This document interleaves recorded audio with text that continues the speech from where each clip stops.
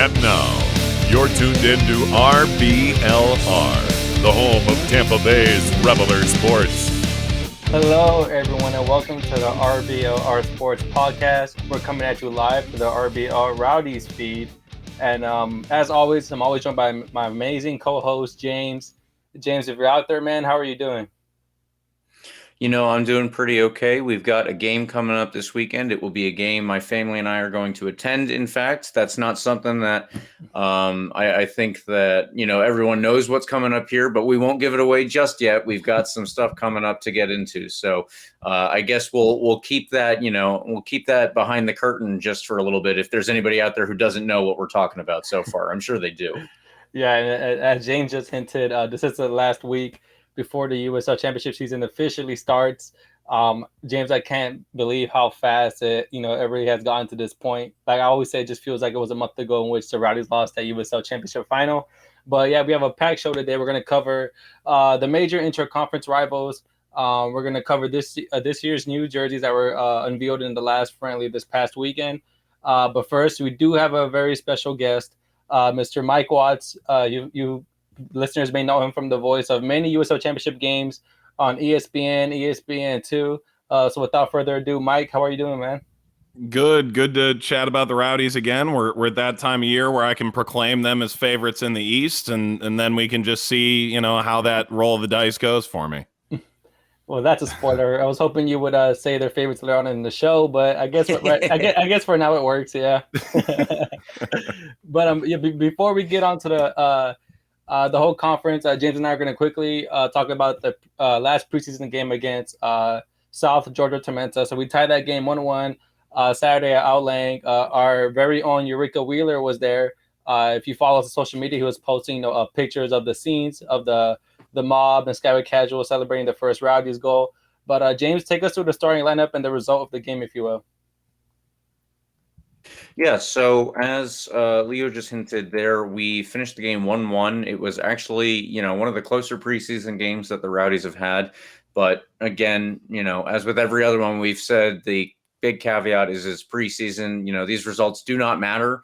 It's all about getting people fit. It's all about avoiding injuries, that kind of stuff, making sure that we fill in any holes in the roster. So to get into that roster, the starting 11 was CJ Cochran in net, Jordan Scarlett, and a mystery center back in the back there with Aaron Guillen. We don't know who that is at this point. I don't know if we have any confirmation, but surely the Rowdies will get back to us on that before the week is out. Connor Antley, Lewis Hilton, Lawrence White, Jake Araman were your midfielders, and up top there was Steven Dos Santos, there was Jake LaCava, and Sebastian Guenzati. We also had some substitutions that I'll go through really quickly here. Kyle Gregg and Dayon Harris came on for Duba and Connor Antley in the 55th. Junior Etu came on for Jordan Scarlett in the 63rd. Juan Tejada came on for Jake LaCava in the 69th. Dalgard came on for Araman in the 62nd. And the last couple of subs were Timmy Mel and Tate Johnson for Lawrence White and Aaron Guillen. And finally, M. Kosana for Sebastian Guenzati in the 83rd. It was actually in the 90th minute that the Rowdies tied it up after being down since the 26th minute when Tormenta went up. Dayon Harris beat a couple of players on the dribble and poked it home. So that was a good result to, at least get a draw with this team. As much as it's preseason, we probably don't want to be losing to a USL League One team just for our pride's sake as we head into the first game of the season. So what are your thoughts, if we have any? And I'll turn that over to Mike and Leo.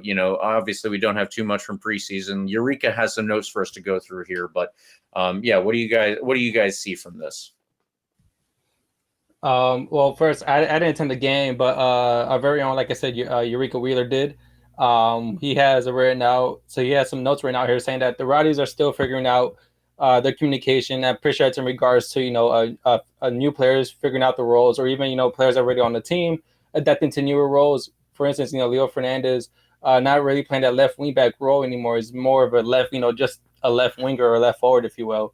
He also said that there is a familiar scene of that talented offense that we have and the way they like to possess the ball, really like to put pressure on the opposing team.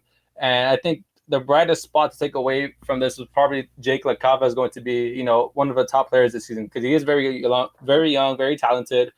He was with that Young Rebels 2 team last season, but he was one of the bright kids in that team. And the fact that we have him now, I think is going to be very exciting for fans. What did you make of it, Mike? Yeah, and I've followed from afar, so I haven't really had the chance to watch the team in preseason. They don't make games all that available if you're not actually there, and very much on purpose.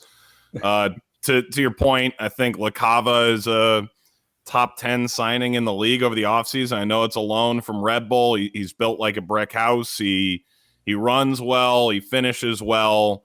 I'm intrigued to see him play higher up the field from what you're saying there. He's been a little more central in my experience at Red Bull. They certainly play a different style. It's not that the Rowdies don't press. They don't just have pressing action on pressing action on pressing action. So it's not as constant as what Red Bull does. You finally got a serviceable, backup for Steven Dos Santos. It's not to say, there weren't, goals to be taken from Tejada or Lucky in that number 9 role, but a true sort of hold up play number 9. Greg can fulfill that role.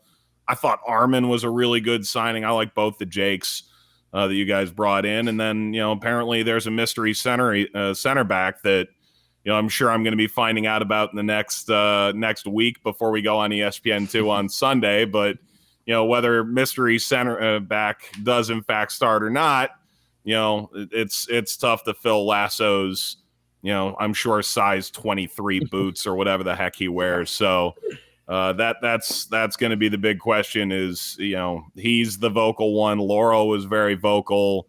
So whether it be Scarlett or Guillen, mystery center back, or Timmy Mel, someone's going to need to be allowed to make this go.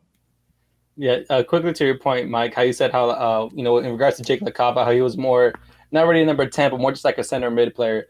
Obviously, we've seen with Neil Collins how he brings in players. For example, Connor Antley, mainly a defender, puts him as a right wing back. We see Lawrence White, who was brought in as one of the back 3, implements him as a center mid. And last season with Jan Ekra, mainly a center mid, but then he implements him more as a center attacking mid / a left or right winger. Are you kind of surprised that Neil brought in Jake LaCava to implement him more as a number 10 or the second striker or center forward? No, because that's a role he's really comfortable in. So I'm not shocked by it. He's still so young. I mean, you're talking about a 20-year-old guy who, look, Bob Lilly told me a year and a half, maybe last year, about how he was playing at the start of 2020. So sort of dating back to 2020. He goes, he's the best kid Red Bull 2 is playing right now.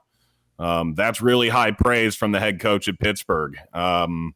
It's a guy who's well-traveled. That Barca Academy in Arizona has put out a ton of kids, and usually they're pretty versatile. They've got a good head on their shoulders.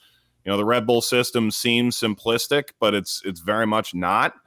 I think he comes in and gains a lot from the loan experience, which is, part of the reason Red Bull wants to do it. And I think the Rowdies have been able to, make the best out of Jordan Doherty or, guys who've come in from overseas or from other systems and been able to sort of find the right place for them and get them going.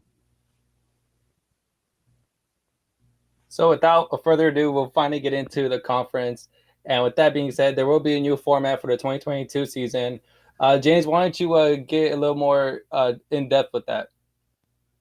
Yeah, absolutely. So we will definitely get a lot more insight from Mike on this one because, you've been watching a lot of the games on TV, not just the Rowdies like Leo and I have. But for the upcoming season, what we're going to have is 2 conferences, obviously East and West. That's pretty obvious for what most other sports do in America. And the USL Championship has followed suit. The Rowdies will play in the East, go figure there, along with 13 other teams. Those other teams really quickly are Atlanta United 2, Birmingham Legion, Charleston Battery, Detroit City, Hartford Athletic, Indy 11, Loudoun United, Louisville City, Memphis 901, the Miami FC, as we like to make sure everybody knows they are called, New York Red Bull 2, the Pittsburgh Riverhounds, and FC Tulsa. So we will play each of those teams twice, once at home and once away. And I want to get into it now with Mike. Whom do you think that we need to worry about? I've got a list of the teams that I think are in the top tier, the second tier, and the last tier, so to speak. But based off of just going through that list, what are the teams that we need to really focus on here? Yeah, I mean, obviously, I think the East is improved pretty much across the board. There are very few teams I felt got worse over the offseason. How does Hartford replace Walmer? To be fair, he missed time last year on international duty. Charleston lost their entire attack, and they've brought in some guys, but usually that takes a little time to mesh. They're also doing a drastic system change based on everything we know about Connor Casey in his limited time coaching, but also his experience as a player and who he says he emulates. So Charleston's going to be a lot different. Off the top of my head, I think Birmingham is right there. I know the Rowdies have eliminated them 2 years running. I think this is probably their best team since they've come into the league, to their credit. Indy, I don't know how long it's going to take for Mark Lowry to do what he did in El Paso, but it only took him a year in El Paso, and he was basically granted, with options that he was able to pick up or decline, pretty much a clean slate up in Indy and a pretty similar budget to what he had in El Paso. So, I really, see them drastically improved. Miami, I think, won't be leaking goals early in the year. And, this is the biggest budget Anthony Pulis has ever had. Pittsburgh maintained more of their roster than they probably have at any point in the last 3 years. And they picked up a lot of steam at the end of the year. And then there's Louisville, and there's always Louisville. So the two guys they brought in from Kansas City, Musha Galusa and Wilson Harris, are really solid. Their starting 11, you could argue maybe they lost two guys, their left back and their goalkeeper, but pretty much everyone else has regular experience in the starting 11, and they've got more depth. So for me, I think Birmingham is in that conversation. I think Indy has potential at the end of the year to be there. Miami at the end of the year. Pittsburgh, I think, will be there all year long. And Louisville, I think, will be there all year long. So right there, I think you've got 6 teams that fully expect to make the playoffs, and then it's Charleston, Hartford, Memphis, Tulsa, and Detroit that are all kind of playing catch up. I just want to shift quickly to Western Conference real quick. Obviously, you have Phoenix Rising, and everyone remembers Orange County. And we've seen, I believe, San Antonio, getting better as the season went on. Do you see these 3 teams continue to be threats? Or are you paying attention to any other teams in the Western Conference? Yeah, I mean, Colorado Springs were really good until Haji Berry went on loan to LAFC, and now he's back. Clearly, either the trial didn't take, or maybe the money wasn't right for Colorado Springs. My understanding was there was an option at a certain number that was sort of their liking, but maybe that's just not LAFC's plan. So Colorado Springs, I expect to be right back in the thick of it, like they were for the first half of last year. I'm sort of looking through the list now. I don't know what El Paso is with John Hutchinson as the head coach. San Diego, every year it feels like they need a couple loanees to come in. This is theoretically, again, their best roster. Will that show itself? Sacramento completely wiped that roster out and started over. And I know that's something Mark Briggs is excited about, the group that they've put together. But Phoenix, Orange County, Colorado Springs, Sacramento, San Antonio are the front runners out west, at least at the outset for me.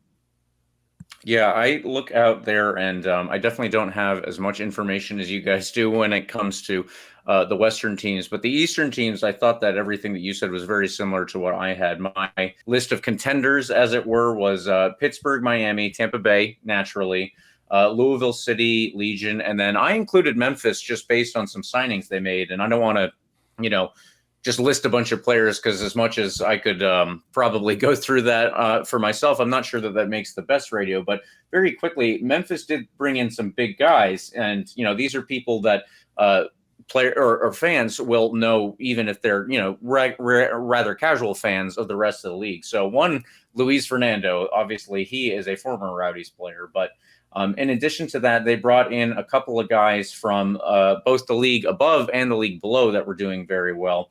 So Graham Smith and Jeremy Kelly came in from MLS teams, and they were either somewhat regular starters or on the bubble for those teams. That means they're probably going to be pretty good at this level. And then they also brought in Aaron Malloy and Devin Boyce from the USL League One, and those two made the jump up to Memphis. So I saw Memphis as being relatively close to that list of contenders as well. I should say David Egbo is on loan from Vancouver and MLS. So I definitely like Memphis's chances in terms of being one of those better teams, and I think that they are going to give Tampa Bay a much better run for it. But in addition to them, I think that you highlighting Miami has brought in an incredible list of new signings.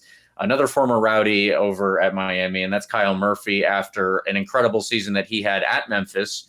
So, he is going over to our probably most heated rivals in this league, and I'm kind of worried about how Miami's looking.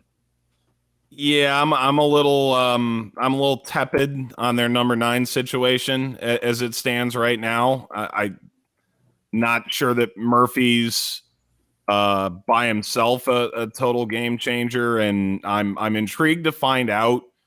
But Anthony Pulis with one hand tied behind his back at St. Louis, pretty defensive. Just wanted to. Step one was keep a clean sheet. And the Miami FC team last year was under Paul Dalglish. Let's play entertaining football. Let's be more attack-minded. With a better budget, more depth, higher caliber players on their face. Does Anthony Pulis go that route? I hope so. I think he could and be successful. But I wouldn't blame him if he looks at, I have, Paco Craig, arguably the best center back in the league. I can choose to be a little more picky and choosy about how much I want to do that. So not totally high on that. And then with Memphis, have a lot of respect for the coaching staff and the way they want to play. And I think they'll have a better chance to do that this year than they did last, where, a lot of that roster was sort of forked over to Ben Pierman, but Fernando didn't play last year for the Rowdies. And that's always sort of been a problem. Jeremy Kelly sent on loan to Phoenix, didn't see a ton of time at Colorado. Patrick Segrist, I thought was good at Indy, but obviously Miami, Inter Miami didn't really see the need to continue on with him. So, Memphis, it's a team that just doesn't have the world's biggest budget, and this is sort of the group that they assembled, and we'll see if Ben Pierman can make the sum greater than the the individual parts. Mike, sorry, James. Mike, you mentioned already Hartford, Charleston, Indy 11. These are teams that didn't really make the playoffs, or not didn't make the playoffs last season and come around. Teams, as I just mentioned, or other teams that didn't make the playoffs. Do you have your eyes on any one of them that you see, could sneak into the playoffs this season, have a better season than the 2021 season? And do you also think the way the format is now for the league in 2022, do you think that kind of helps teams get into the playoffs, or is it more difficult for teams like Hartford, Charleston, or Indy to get into the playoffs? Yeah, for me, harder for Hartford. I didn't really rate the Atlantic all that highly last year. I look at having to play everybody, and I don't know that benefits them. That said, it is a group that's going to have another year's experience under Harry Watling, who, some of the guys he brought in, Andre Lewis was good in Colorado Springs last year. Rashawn Dolly, I thought has had some bright moments in the league, even if the numbers aren't entirely there. I think he can come in and do a really good job. They still have Juan Carlos Obregon, who played well for Honduras and has gotten into the national team more consistently there. And, equally important, you still have Danny Barrera. I thought Budati was good last year. They were so hamstrung with injuries. So, what are they? I don't know. I think, could still probably add another goalkeeper based on the last time I saw their roster, a starting caliber guy. The team to watch is Indy. You bring in a guy who took an expansion team to a conference final 3 years ago at El Paso in Mark Lowry. He brings in a couple of the guys he knows from down there, Rebellon, Mishak Jerome. And then you add the fact that Indy shouldn't have missed the playoffs last year. They really shouldn't have. And, I don't blame Martin Rennie for walking away, but that was a roster that was slated to contend and that, 2 years ago was competing for they were in the Eastern Conference final and were a minute from going to the USL Championship final. So I think they're improved. And I think Mark Lowry's style, I think he's very excited to come to the East and prove it can win over here too. It's expansive. It's clever. It's a lot of movement. It's a lot of passing. I'm intrigued to see how that plays over here. Mike, if I could drill down really quickly with two other teams that you had mentioned briefly, but I want to get into a little bit more detail. So Pittsburgh and Louisville City are obviously kind of thorns in the Tampa Bay Rowdies side for the last couple of years, and especially when we get into the playoffs, I would say.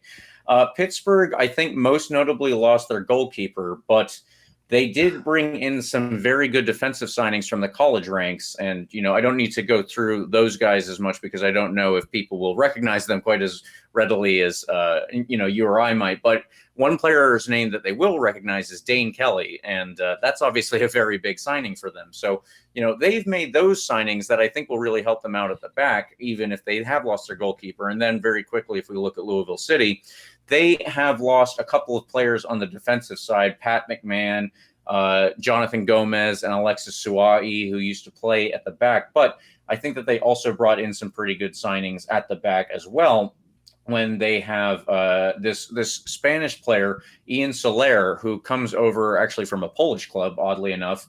And then they brought in two MLS fullbacks, Amadou Dia and Manny Perez, who were both, more of those bubble players on an MLS team. But when they come into the USL Championship level, it probably bodes well for their future. So what do you think about those two teams and them continuing to probably be a thorn on our side?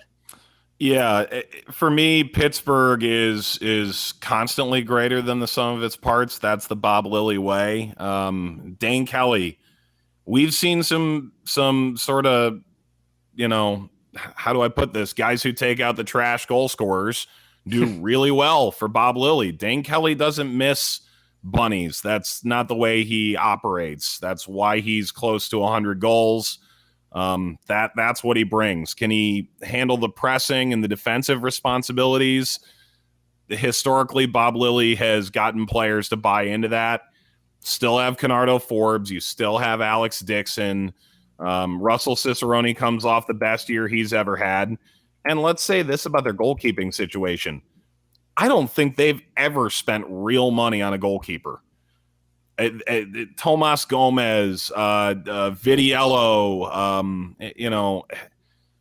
they had a young Brandon Miller in Rochester. Like, I think he's of the belief if you get a good enough shot stopper, which I don't want to say are a dime a dozen, but, something that the American system tends to create pretty often, he's going to make it work. And more often than not, he usually ends up finding two of them. So, he does try lists on a really regular basis with goalkeepers, and most goalkeepers who aren't with a club right now, who maybe have a little upside that's being obscured, I can go to Pittsburgh, hold 10 or 12, 14 clean sheets, and go get a better contract somewhere else in a year or two. And that's a really enticing proposition. Bob Lilly has made Pittsburgh a place where maybe you're Canardo Forbes and you stay for half a decade. Alex Dixon has done that. Or Thomas Van Keeziel has a D2 national championship, goes to San Diego on a bigger deal, gets moved to Birmingham, still on a bigger deal, he turned him into a really valuable commodity, and he's done that with a bunch of players. Russell Cicerone's value has probably never been higher. So, Bob Lilly, they're going to be fine, and I think they actually have more continuity than they've had in years past. Louisville, that's an intriguing deal. Jonathan Gomez started for Real Sociedad B, this week. So you sell an 18-year-old to a Spanish club. You make a tidy sum on him, maybe not as high as it could have been, but Amadou Dia was outstanding at Phoenix and plays exactly the role I think Danny Cruz would like to see out of a left back. So I don't know that you lost all that much from Jonathan Gomez. Maybe you've lost a little bit on the crossing ability, but you aren't always going to have a guy that gets signed by a La Liga club the following year. Everyone used to go, oh my God, Brian Ownby. Theoretically, you've got another one now in Enoch Musa-Galusa. He's a very similar player in how electric he is and can get end line and make your life a living hell.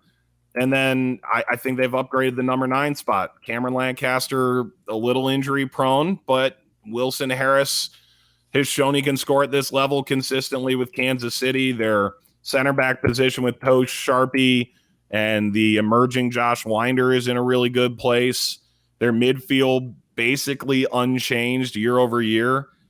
I don't see them dropping off yet. I know every year we sort of go, that's Jimenez, Del Piccolo, Niall McCabe, Brian Ownby, the guys who've been here longer. We sort of go, oh, is this the year they drop off? I really struggle to believe that this is the year they're not a thorn in your side.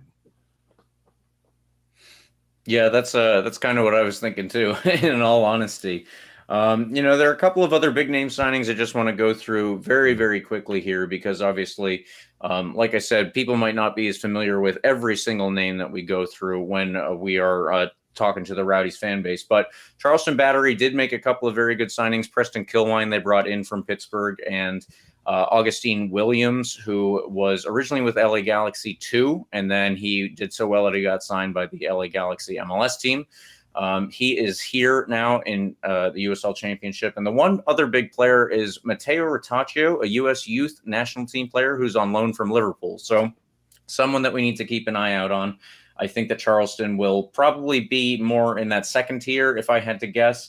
But, still they are somebody who can cause us problems. Birmingham Legion also made a couple of good signings. We're going to get into them a bit more in the first game preview. Once we actually get to that section, we've got some predictions to do before then.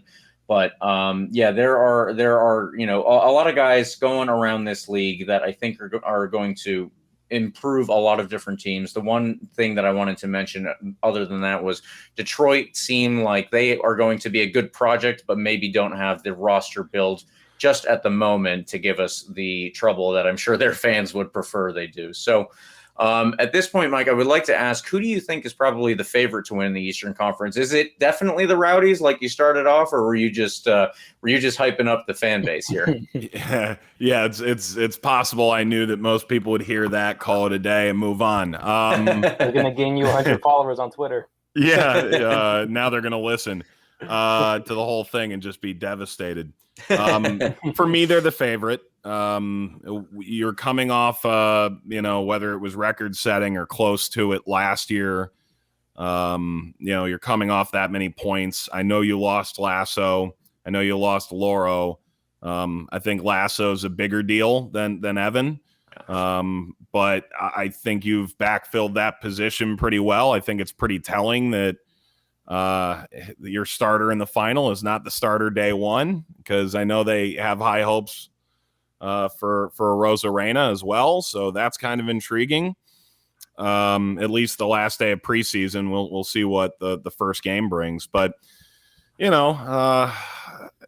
until someone consistently knocks them off, I have a really hard time picking against them. And I know they've played a lot of games, but they didn't play the Open Cup last year. It's not like they're coming off a 50-game year, and it's not like the year before that they played, 50 or 60 games. That's oftentimes my big concern is, it's a shorter off season and, all of a sudden you ratchet back up and maybe you don't get firing right away. I don't really see that being a problem. And I think the new blood they brought in is really good blood at that.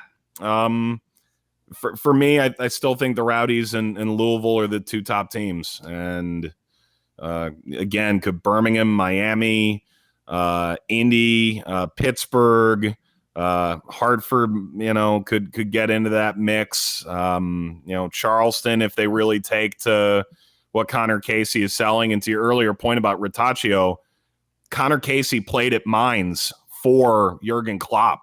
So bringing in a guy with Liverpool experience might actually help sort of bring other people along in the system and might make him a really good fit. So for me, it's those two at the top, and other teams will they don't have to prove jack to me, but at least in my mind, other teams will need to show that they can consistently knock them off or beat them in a playoff game. Quickly, Mike, before we get into more predictions, I want to ask which conference do you see being more competitive or more close? Is it the Eastern or Western Conference? Yeah, for me right now, I would say the East, mainly because, if I pick my top 7 and for my own mental well-being, I'm not going to physically do that. But for me, I count 10, 11, 12 teams that are hanging around that top 7. And you also have 14 teams, not 13. So right off the bat, it's already more competitive.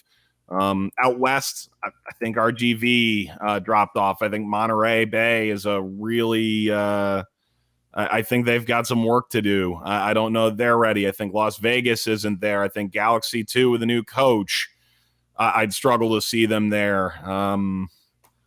Sacramento and El Paso, either new coach or basically new team. I don't know if they're there. So maybe the number of teams that I think right now compete for the top 4 spots might be better in the West. I think the depth in the East for me is a little more impressive and could lead to a better sort of chase for the last playoff spots. Yeah, but moving on to our next segment here, we have way too early predictions. And I always love doing these because, once the season comes, about 80% of the time I'm always wrong. Hopefully this time I'm not. These are more, Rowdies focused questions, but I can tailor them to be the whole Eastern Conference. As you've already said, Mike, you already gave your prediction for this. But James, I want to ask you, what place do you believe the Rowdies will finish in the Eastern Conference come by the end of the season? Talking with Mike is that's a very good confidence boost. I was going through, the rest of the teams in our conference here to make sure that I had my own talking points and, knew which players have been signed to all these teams. I think that, as he said, it's going to be incredibly competitive. And I think that, that is a detriment, obviously, compared to last year where there were definitely those contenders, but I think it was fewer.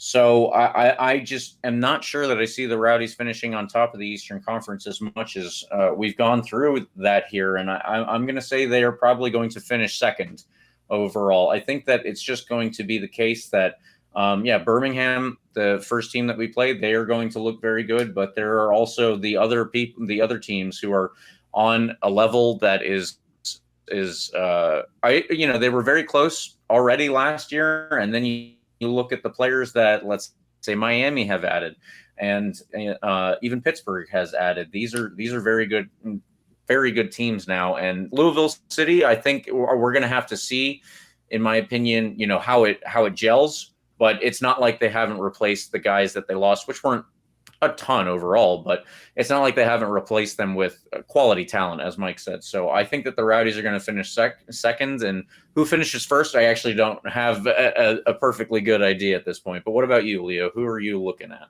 I just want to say, James, you probably lost 100 of our followers for this podcast for saying that the Rowdies. I know. But no, I was kind of worried or cautious from the players that the Rowdies lost. As Mike said, Forrest Lasso was a really big deal. Evan Lauro, it was a really big deal as well. And we lost both of them. But from what I've seen with Arrows Arena, I'm pretty comfortable with him in goal. I've heard some good things. I know it's only been one game, but I've heard some good things about the mysterious center back. People from the unsubs have said that they like what they've seen from him as well. And I just feel like I know other teams gotten stronger too, but we've also gotten stronger bringing in Jake LaCava and our men. We brought in another number 9 to come in case Dos Santos or Gonzalez need a rest or one of them faces an injury. So with all that being said, I really do think the Rowdies will finish in the Eastern Conference because I don't believe they've gotten weaker. Even with the losses of Lauro and Lasso, I still feel like they're still as strong as they were last season. I think what we're going to see is if the new signings can gel right away and see if they can get even stronger compared to last year. But moving on to the next question, I'll ask you this, Mike.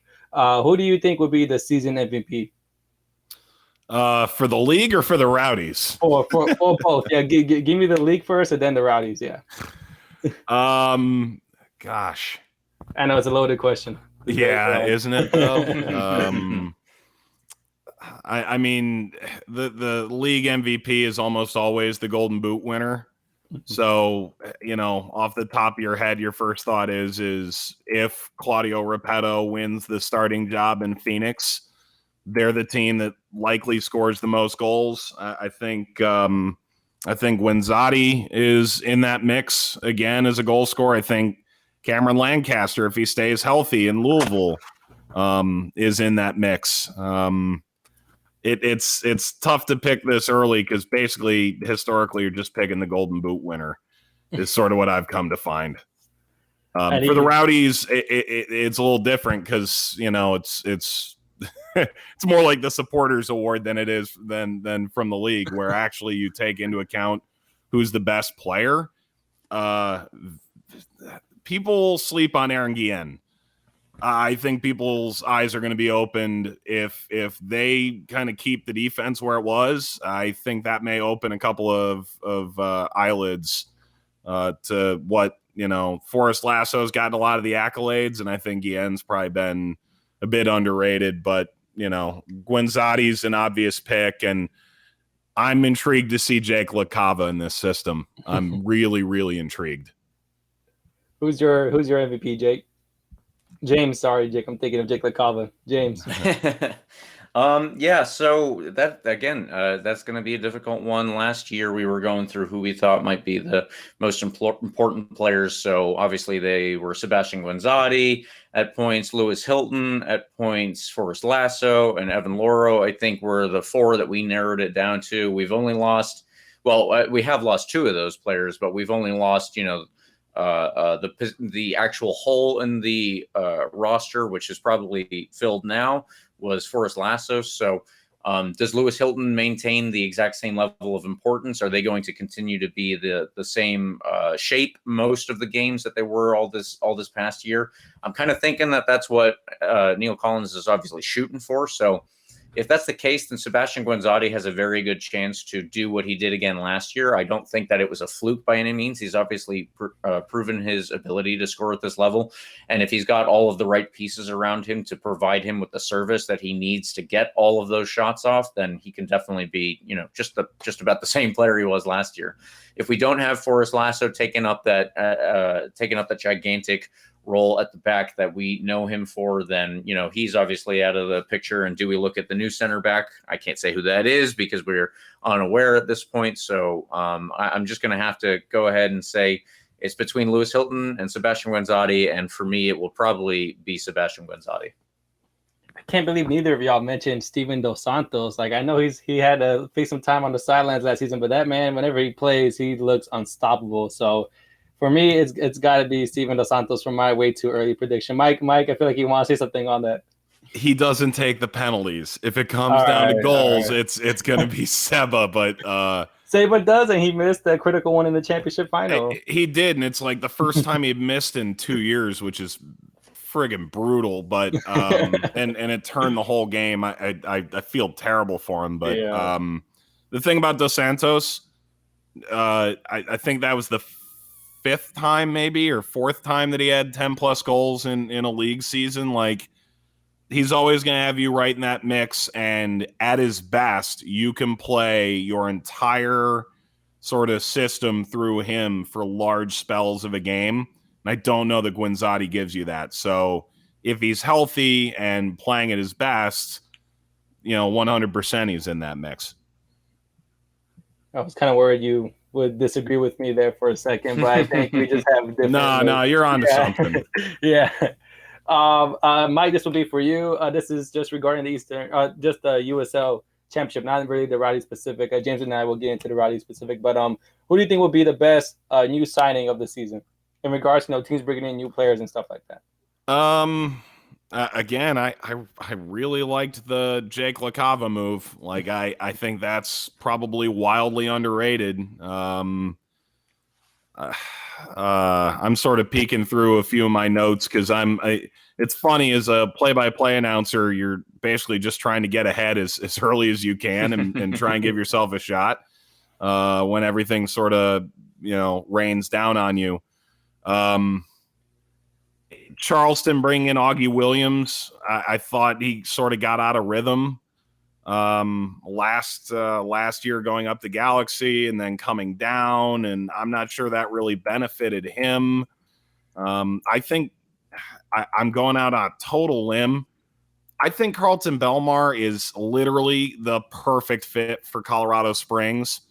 But I felt like he'd do better in Sacramento, and it didn't really pan out. I hope he goes to Colorado Springs and just allows his athleticism to take over and just does what he did in Portland and in Kansas City, 5 years ago, as opposed to sort of what got programmed into him in Nashville. I still think he has all the traits, and in that system, I think it could be really filthy. And then again, if Repetto gets close to the form he was in Charleston, he's going to have twice as many chances to score in Phoenix. I think he could legitimately bag 20 goals. James, Mike mentioned LaCava. Who's your best new signing of the season for the Rowdies? Yeah, I do obviously like Jake LaCava. I've liked everything that I've heard. I got to say, for my money, though, the best signing for the Rowdies probably is going to end up being Jake Araman. And the reason is, Jake Araman himself is a brilliant player at this level in the position of, left back, left wing back. But what Jake Araman also does is, with his versatility, he allows certain players to play in roles that they weren't able to really step into as much last season. So, do the Rowdies continue to play with 3 at the back, 4 in the middle, 3 up top, kind of similar to what we saw last year and more of what we've seen this preseason? Again, that's likely. Jake LaCava is a player that has stepped into that role a lot because, he can play that in-between role where he is facilitating between the midfield and the 2 strikers, which have been Steven Dos Santos and Sebastian Guinzotti. Now, I do like him there, and I think that he's going to get a lot of playing time there for sure. But Leo Fernandez is the player that I'm focusing on at this particular moment because he was our left wing back a lot last year.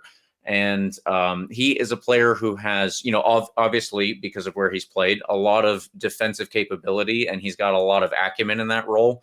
Now, he's also got a lot of energy for a player who, is actually coming up on 30 years old. He certainly doesn't seem like he's slowing down at all. He is a player that I would like to see step up more and be in the attack, because the way that Neil Collins has us play often is, we are applying a lot of pressure when the opposite team has the ball, and especially when, their goalkeeper, their center backs, they're trying to pass it back and forth and establish some rhythm for their attacking players to get themselves into a position where they can then receive the ball. If we don't let them get into that rhythm, then we are going to have a lot more chances, based off of how we can win the ball back higher up the field. Leo Fernandez, obviously, if he's got all of that energy, he's got all that defensive acumen, and we put him in an attacking role where he can apply that, and I think it's going to be very good for, the Rowdies team overall. So Jake Araman stepping out into the left wing back role and allowing Leo Fernandez to step up when he can, get those minutes up there. And Jake Araman can also step into the central midfield himself. And, if Leo stays out on the left wing back role, and then we have Lawrence White, who can play in different positions, I think that Jake Araman, with his versatility and the different positions that he allows other players to step into, is, for me, the reason that he will be the best new signing. Yeah, I have to agree with both of you. If I was to make a top two, it would be definitely Jake LaCava and Jake Armin as well. And I do apologize, Mike. I'm gonna take James' side on this one because I do think Armin, what he brings onto the field could allow, players like Aaron Guillen and Leo Fernandez to shine even brighter than years past they have with the Rowdies. And speaking of Aaron Guillen, I'll start with you on this, Mike. You've already alluded to him a little bit, but which player that didn't really get the recognition that they had before? You talked about how Aaron Guillen was kind of overshadowed by Forrest Lasso. What kind of players under the radar players do you think will finally get their attention or their light shown at them this season? Yeah, for Guillen, it's not something where like being second team all league is still a big deal, and yet you get the feeling in talking with the coaching staff and the front office, they felt that's still a snub, and that's pretty big statement. Obviously, it comes through a certain lens, but I am sort of inclined to agree with it. Jake Armin was viewed as a bit of a utility in Charlotte, and guy gets hurt and Armin can play there. I mean, it was kind of Vegas vacation plugging the dam a little bit, where you could literally put him anywhere in midfield or either wing back, and there he goes. If Armin sort of gets in one spot, I agree with you that, I think a bigger audience is going to get to know him a little bit better, and hopefully that starts on Sunday on ESPN too, because he deserves his roses. It's probably too late to say Lewis Hilton's underappreciated. I don't think he is there, but I thought Lawrence Weick was all over the place in a good way in the USL final last year. So I could see Lawrence Weick getting a little bit more credit for what he's accomplished. So, pick your guy. It could be any of 3, 4, 5, 6, 7 of them. James, which player do you think will get the attention that they finally deserve this season for the Rowdies? Well, I guess I'm not being too original with this choice. It was Mike Watts who said it way before we even got to this section of the podcast. But I think Aaron Guillen.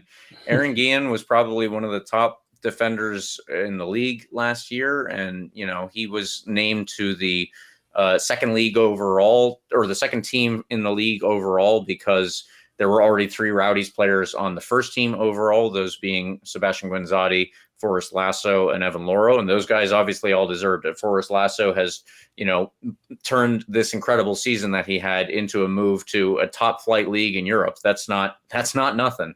But if he weren't there, then I would have imagined Aaron Guillen would have been pushing to make that first team, and maybe put Lewis Hilton on the second team. But I would say Aaron Guillen will probably get a little bit more recognition, let's say outside of the Rowdies fan base and amongst the people who are making the calls league-wide.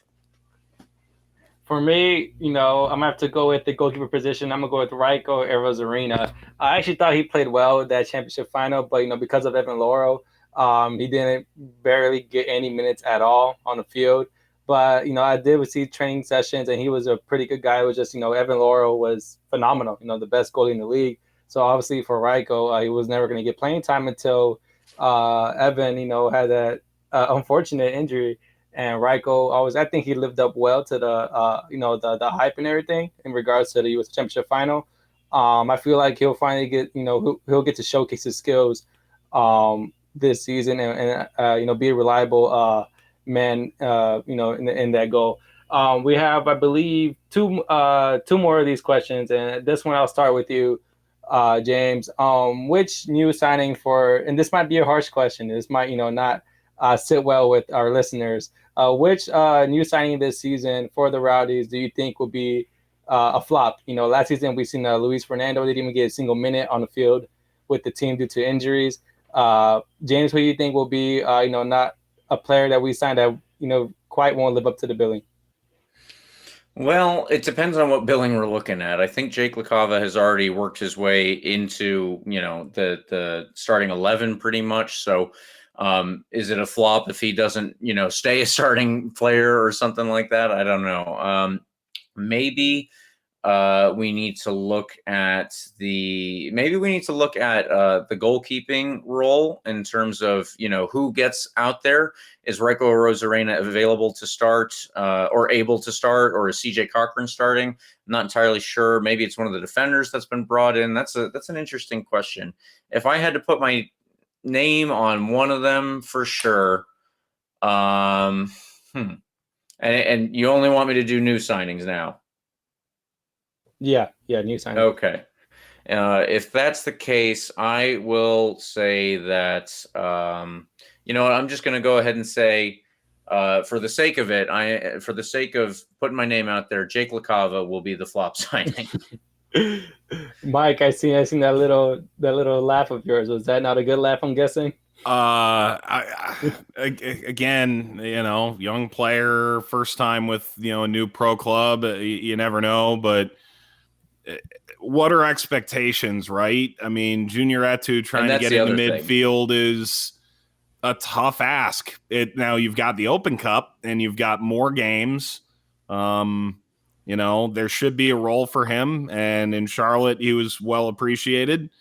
Kyle Gregg, for me, is a little bit of a luxury piece. If you have Tejada and M. Kosana and Dos Santos all healthy, I at first glance, he's my fourth striker. If Tejada plays wide, okay, third. But Lucky is literally the best bench scorer in league history. So you've already got that. It's more a recognition that, Dos Santos got injured last year, and, Tejada missed the start of the year, and M. Kosana, was at times tasked alone, and at times, I think dealt with injury, obviously himself. You don't want to repeat, I don't want to say mistakes. You don't want to repeat misfortunes. So for me, I don't know what the role is for Kyle Gregg. For me, it's a respectful Kyle Gregg, because I think it's a really loaded set of signings.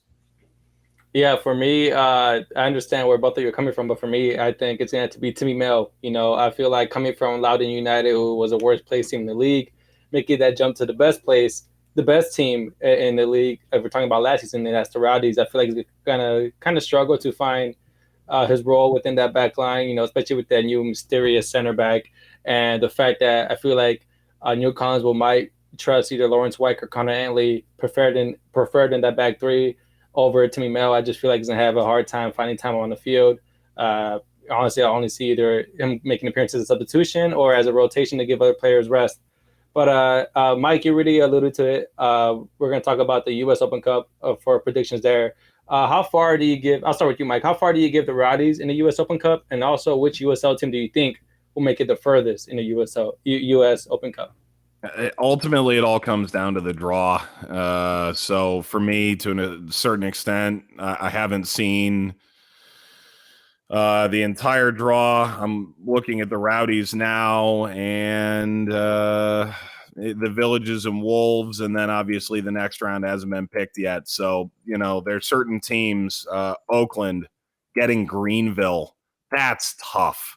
That's a really rough one. Hartford might face Hartford City. So you add the whole, within the city dynamic to it. I think that could be a real problem. Once you get into the later rounds of the Open Cup, teams in Texas, if you, get drawn geographically a little bit, you're kind of screwed, because, there's multiple MLS teams, in that neck of the woods, that makes life a little bit more difficult. But, it's until we see who you get, and then within that, are they going to play a first team lineup, or do they sort of go, for the first two rounds, we're going to play our academy team? And, that's sort of where you go, okay, let's skip a couple rounds, and maybe you can make a quarterfinal and make a run of it. I think the Rowdies, with their depth, are among the most capable of making that run. I think Louisville is among the most capable of making that run. Orange County is capable of making a run. Phoenix thirsts for a run in that competition. I could see them making a run too. James, how far do you give the Rowdies? Well, yeah, it's obviously down to the draw, and what I'm thinking is, we could either lose disappointingly very early on to another USL Championship team, or it's entirely possible that we get, to a round where we get an MLS team, and they usually break it up a little bit geographically, as Mike said. So maybe we get a team like Charlotte FC from MLS, who has started off the year pretty rocky, and I'm not sure that they have, they have players obviously who are capable of playing at a higher level than the level that the Rowdies do play at, but so far they really haven't been able to put it together into something. Maybe by the time that we hit them, they have done that, but who's to say? I think that there is anything that can happen on any given day, so to speak.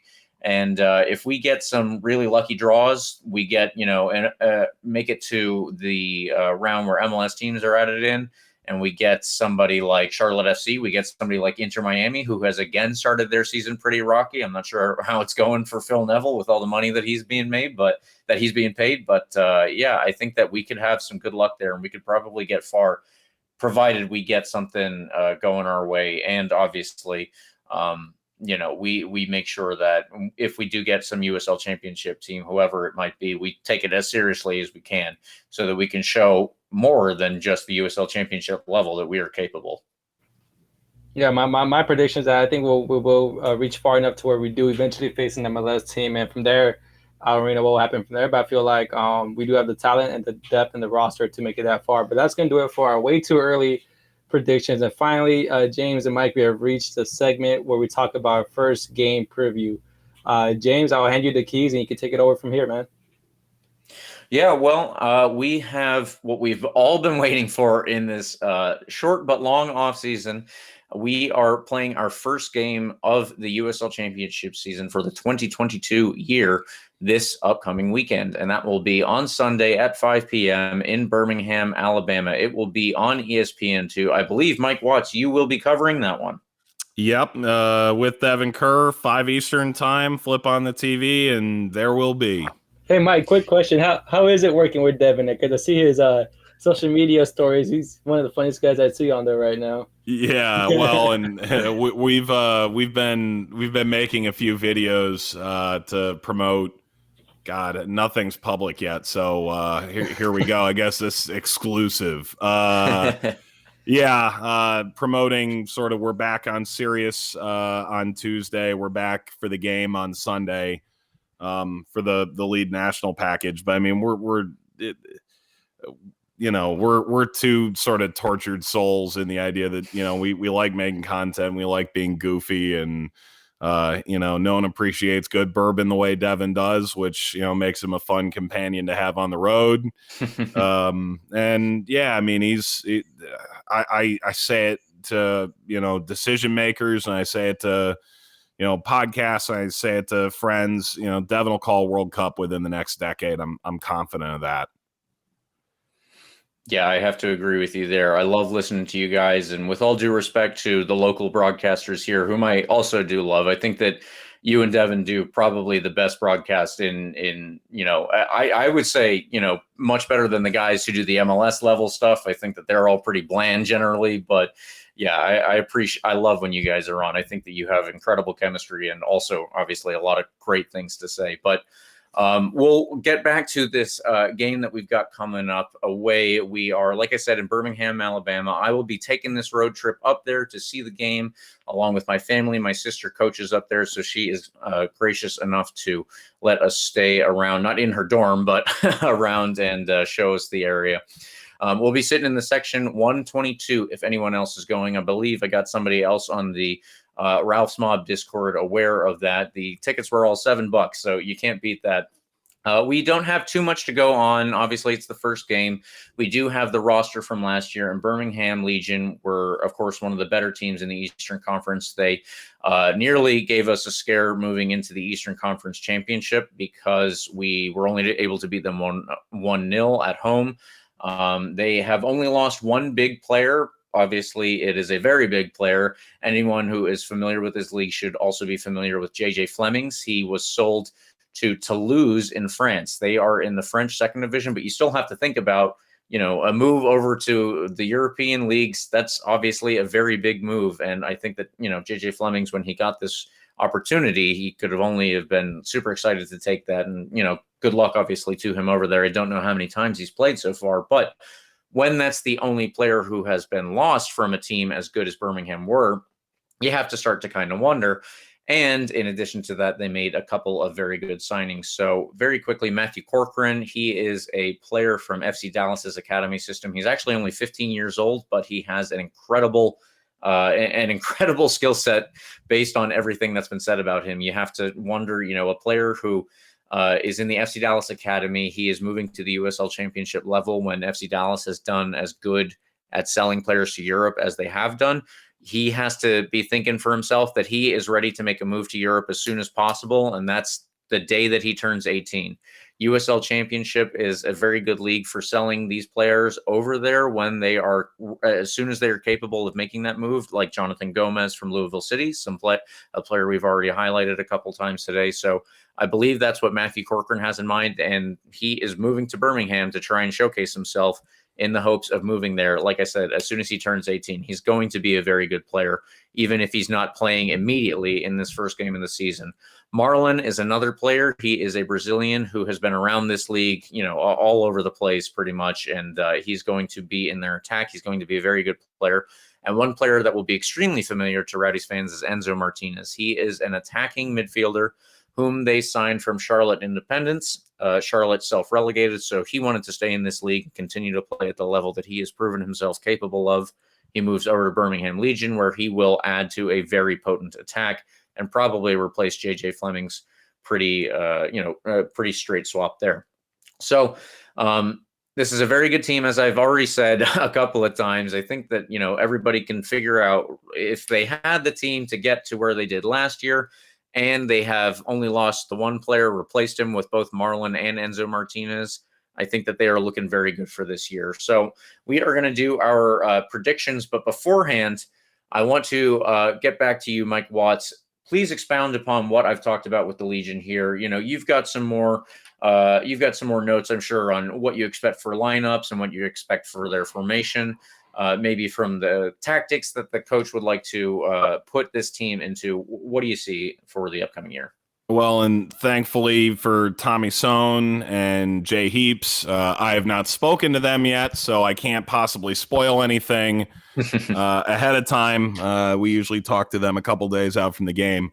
To expound on the roster for a moment, the most recent roster I've seen is actually a little more depleted than that. Nico Brett was their leading scorer last year, 18 goals. He goes to New Mexico. Benafimu got some time, went to Miami. JJ Williams went to Tulsa, and then Junior Flemings, to your point, went overseas to France and had the Golden Boot winning campaign in Phoenix. The homophobic slur incident in Phoenix goes to Birmingham, and now on to France in 2 years' time. So you've lost three premier attacking players. Enzo Martinez was playing more as a deep-lying midfield playmaker, can go as a withdrawn 9, but in reality, a number 10. Has shown the ability to freelance a little bit. How much does he do that from day one? Marlon, the first year in Tulsa, was unreal. The numbers weren't quite the same in 2020, but for a lot of guys, that's the case. More or less back to standard 9 and 4, 13 goal contributions last year in Tulsa. So the question for me is you lose Nico Brett. Is Edie Horvat the guy you bring in from Croatia, who's been playing in Slovenia the last couple of years with pretty good scoring numbers? Maybe. Bruno Lapa is among the best sort of string pullers in the league a couple of years ago. Numbers weren't quite the same last year, but, what do you get from Thomas Van Azeel, who was great in Pittsburgh, didn't pan out in San Diego, now gets a full preseason in Birmingham. You've got a top 3 goalkeeper in Matt Van Oekel. Should keep you in some games. And let's not forget this. Birmingham is moving to a new stadium and much bigger. I certainly expect opening day the crowd's going to be good, but it's a stadium about 5 times bigger than the one they were playing in, so that's going to be intriguing. I believe the field surface is different than the one they played on. That's going to be a little interesting. There's going to be sort of a lot of those butterflies and things going into day one, but they're going to be good. It's just, when it clicks, and I'm interested to see who the goal scorer is in this group, and hopefully the kid from Croatia is the answer to that question. Mike, from what you've seen from the Rowdies, it seems like, in regards to preseason, they're going to transition from a 3-5-2 to a 3-4-3 this season. And from what you said about the roster in Birmingham, do you have any idea of what kind of game we should expect to see, or are there more questions than there are answers? Yeah, anytime you're talking first game of the year, there's always going to be more questions than answers. As a commentator, it drives you absolutely nuts, guys. I wish I could fly to Birmingham and watch this friendly, or fly to Tampa and this friendly. I mean, this is sort of where Neil and Tom, you hope relationships you've built over many years allows them to sort of go, yeah, this is what we're planning to do, because the fact of the matter is, the last thing I know about Birmingham is the team they put on the field in the Eastern semifinal against Tampa Bay. Last thing I know about the Rowdies is the team they put on the field in the final. So that's sort of a tough nut to crack day one. And I hate to say for this podcast, I'll know a heck of a lot more next Monday, next Tuesday. But right now I'm sort of on bated breath with everyone else, and intrigued to see what coaches have to say about what this is supposed to look like. And we'll see if it plays out day one, because oftentimes, it's week 5, 6, 7 where you start to get a better feel for what it was meant to look like in the first place. Well, with that, I think that we should just go ahead and move into our predicts. We are going to be keeping track of all of our predictions this year and making sure that we are actually keeping ourselves accountable as to whether or not we are doing well. You can make them too. Obviously, please respond to what please respond with what you think you are going to see out there in the Twitter responses. We will keep track of those as best we can too, and make sure that, people are, if somebody's doing good and we are doing very poorly, as happened last year, then maybe we'll just ask them each year or each game before we get going. But I will start it off here, and I will just say I think this is going to be a 2-2 draw away. And Leo, I will turn it over to you before we get the last word from Mike on it. Yeah, the teams we've played in preseason haven't really been, USL tier teams. I feel like the only difficult team to play against was Orlando City, but they play in MLS and we lost that game. So, with all that being said, I still think Neil's trying to figure out what he's trying to work with in a 3-4-3 formation. So I'm gonna go with a 1-1 draw. I do think both teams will get a goal, but neither team will take full 3 points. Yep, Leo, I like that. I'm going to go with that myself, mainly because I know if either coach happens to pick this up and finds out that I'm suggesting the other team is going to win, it's going to make my life more difficult. So I'm going to pull a Kirk Herbstreit or, whatever it may be, and call it a draw. And it could be any number of goals. I hope it ends 6-6. The coaches hate that, but God, it's good for TV. So, I'm calling a 6-6 draw. I like that 6-6 draw. And that will take us now into our last segment. One more thing.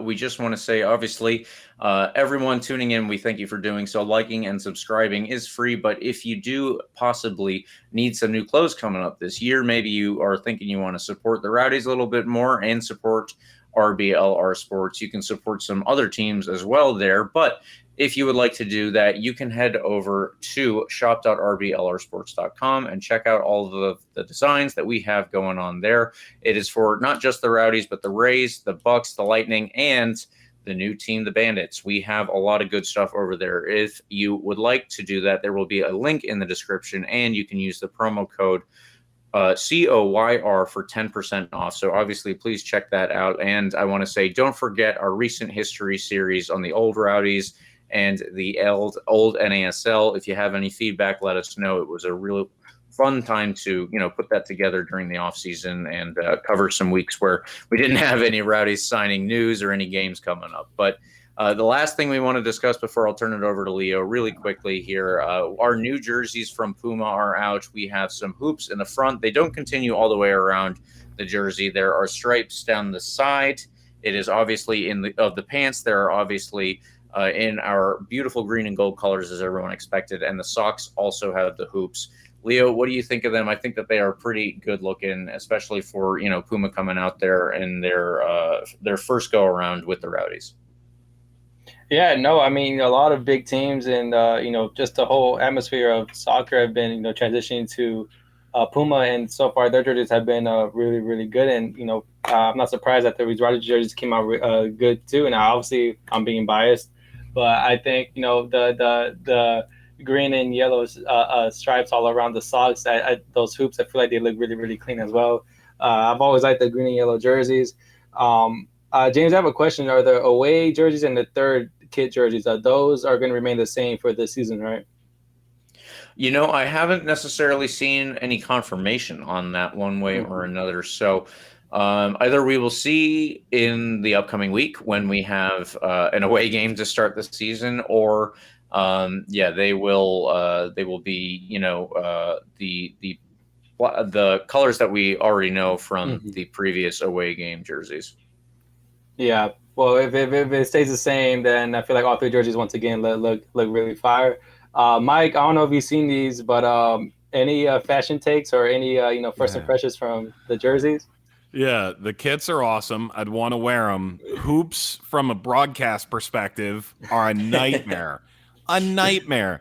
They're the second worst kits in the league, other than the new black on black San Antonio. They have black numbers on a black kit. The hell am I supposed to see who's playing? I have no idea. Someone tweeted at me that all 11 players should be required to have different hair colors if you're going to have black on black jerseys. Or at least different boots. Yeah. So if you should tell ESPN to scoot the broadcasting booth on the field so you have a better idea on reading the numbers. Yeah. No, I'm going to go pull that card. No, love the kits. You'll never, people don't like the box idea in the back. I've used this example before. I went to Fordham in New York City. We played Columbia. Both New York City schools, they play the Liberty Cup. It's to honor the victims of 9/11 from both schools. They wore Stars and Stripes jerseys. Fordham did, and you couldn't read the numbers because it's red and white stripes with white numbers. So no one knew who was playing in the game. So, awesome cause, great reason to do it. But from why do you wear numbers on your back? It's primarily so I can say your name. So with the hoops for the Rowdies, I'd want to wear the kit. I just hope you guys are in white at Birmingham on Sunday for my benefit. Well, hopefully the Rowdies are, somehow listen to what you just said so that, make your job a lot easier.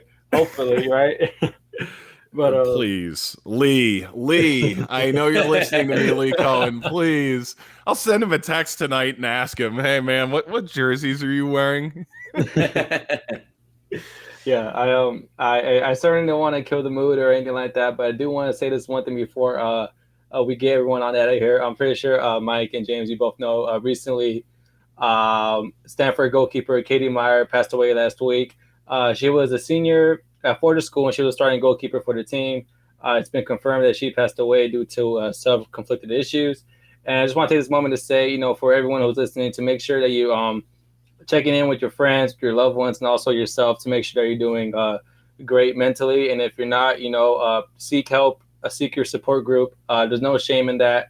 I think it's the right thing to do. It's the correct thing to do to go out and, make sure your mental health is great. Because even though someone if their life seems like a great and happy, just seems happy, like they seem happy right now, it may not be that way. It's just, a simple how are you doing can really go a long way. So make sure you check in with your loved ones and just check in on your mental health. And with all that being said, Mike, thank you again for taking your time out of the day to join us on this show. And I hope you had a great time. If not, you can take that with our producer, Yuri. That has nothing to do with James and I. Well, now I'm definitely not going to come visit you guys at the game because I'm not on site. But that's neither here nor there. No, I enjoyed it, guys. And, as always, appreciate you guys covering the Rowdies and covering the league. And, fingers crossed we're going to be, going to playoff mode and having a similar conversation down the line. So excited for what's in store for the Rowdies and for St. Pete and for Tampa. This year, and can't wait to get back to Al Lang sooner than later, guys. Yes, sir. James, any final thoughts for you, man? No, I just want to say again, thank you, Mike. It was awesome having you on. I know that you did this when the RBLR Rowdy show actually started, so it was good to have you back and do this again. But we also want to take the time to thank our listeners. This is all for you guys, so we hope that you enjoyed this interview as much as I did. I think that Leo also probably, if I can speak for both of us, it was a really good time having you on, and for everyone listening, I think that it went well. So please follow RBLR Sports on Instagram, Twitter, and Facebook. You can follow me at RBLR James K. That is where I am on Twitter. Leo, where can they follow you? Yeah, you follow me on Twitter at I'm Leo Santos _, and I'm gonna hand the baton to Mike. Mike, where can they find you on social media, man? Don't. No. At Mike Watts on air. For your benefit, stay away, man. Just me being like, I'm calling this CONCACAF under 20 game today. So, hook it up. I'll on have to Facebook tune Live. in for those. Yeah, and don't forget to like and subscribe to our podcast. We're available on Spotify, our iHeartRadio app, Apple and Google Podcasts, YouTube, and all other major podcast platforms. Wherever you listen to your podcast, I'm about 99.9% sure we're on there. Mike, before we go, is there anything you want to promote? Anything else you want to say?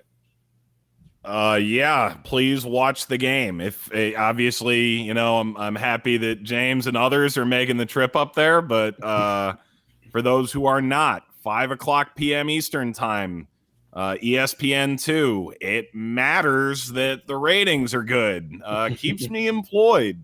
Keeps the league on TV. So you're going out to watch at a bar, let your dog watch. Keep it on. I don't care. But, let Nielsen believe that you're watching. In all seriousness, watch the game on Sunday. Obviously enjoy that. And then every Tuesday night, Devin and I are back on Sirius XM FC. So feel free to tune into USL All Access as well.